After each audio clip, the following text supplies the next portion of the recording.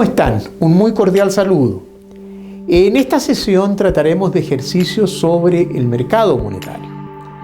Veamos el primer ejercicio, que dice lo siguiente: determine cuál es la oferta monetaria de un país después de que se realiza la tercera ronda de préstamos a los agricultores, con una base monetaria de $100.000 y un coeficiente de caja o tasa de encaje del 20%.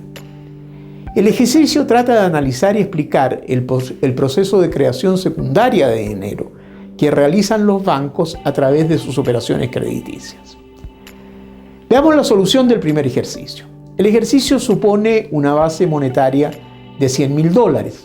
Podemos pensar en un depósito que un exportador hace de $100.000 proveniente de sus ventas en el exterior en su banco.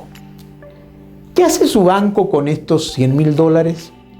En primer lugar, debe separar el 20%, la tasa de encaje, es decir, $20.000, y depositarlo en el Banco Central como reserva obligatoria. Los $80.000 restantes los presta a los agricultores, con lo que constituye la primera ronda de préstamos. El préstamo lo efectiviza acreditando $80.000 a los agricultores en sus cuentas, con lo que se constituye un segundo depósito por $80.000. Con estos $80.000 de este nuevo depósito, el banco nuevamente debe hacer el mismo procedimiento, es decir, separar el 20%, o sea, $16.000, y depositarlo en el Banco Central. Y puede prestar los restantes $64.000 a los agricultores, con los cuales realiza la segunda ronda de préstamo, la que se efectiviza, igual que la primera, mediante el mecanismo de acreditarlos en las cuentas de los agricultores.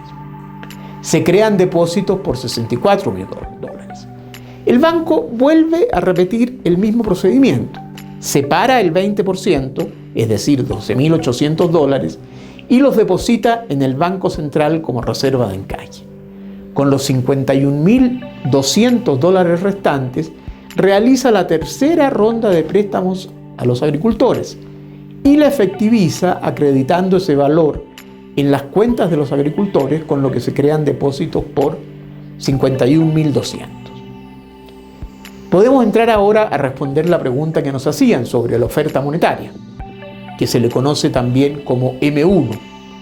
Es la suma de billetes y monedas y depósitos en cuentas corrientes y de ahorro.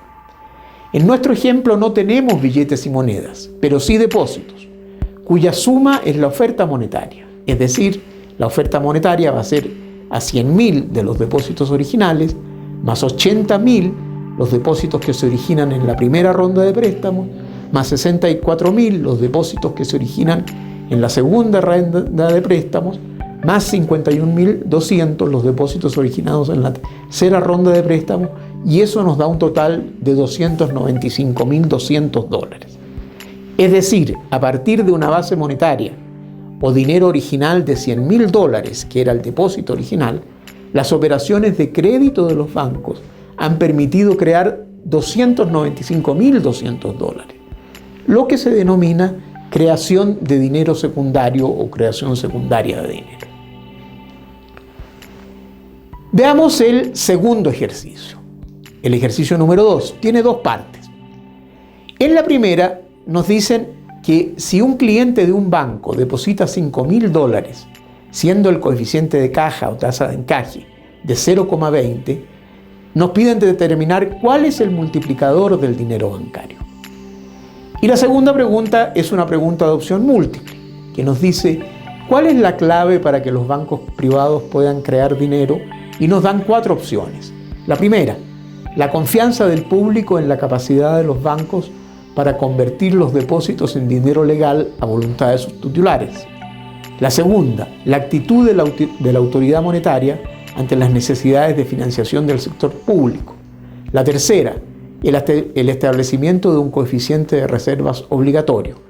Y la cuarta, la confianza de los bancos en poder responder a las exigencias de conversión de los depósitos en dinero legal, manteniendo unas reservas que sean solo una fracción de sus depósitos. El ejercicio trata de analizar y calcular el concepto de multiplicador del dinero. y de determinar cuál es el elemento clave para el proceso de creación secundaria de dinero por parte de los bancos. Veamos la solución del segundo ejercicio. En la primera parte, el multiplicador del dinero, es decir, el indicador que nos dice cuánto dinero se puede crear a partir de una base monetaria dada, es igual a 1 partido por el coeficiente de caja, o lo que es lo mismo, 1 partido por la tasa de encaje. En el caso del ejercicio, siendo el coeficiente de caja de 0,2, el multiplicador será 1 dividido 0,2 igual 5. La segunda parte es la pregunta de opción múltiple.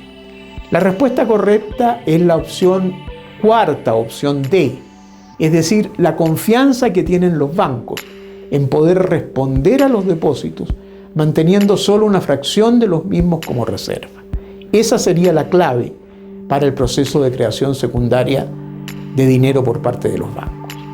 Veamos el tercer ejercicio, que dice así: suponga que el balance general del banco Los Melones, cuyo coeficiente de caja requerido es de 10%, es los activos.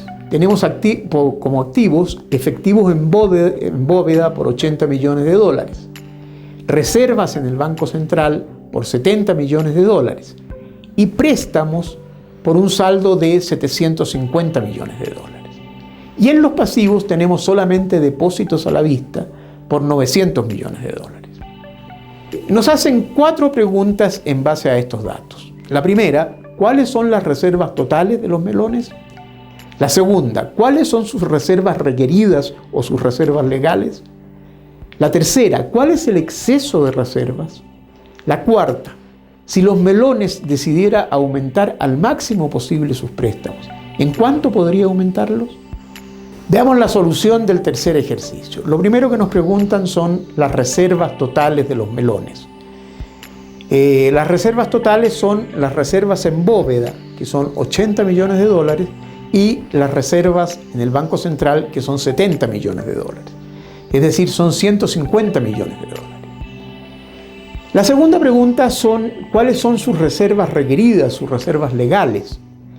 Las reservas requeridas son la tasa de encaje por el monto de depósitos. La tasa de encaje es el 10%, el monto de depósitos 900. Por lo tanto, sus reservas legales, lo que está obligado a tener, son 90 millones.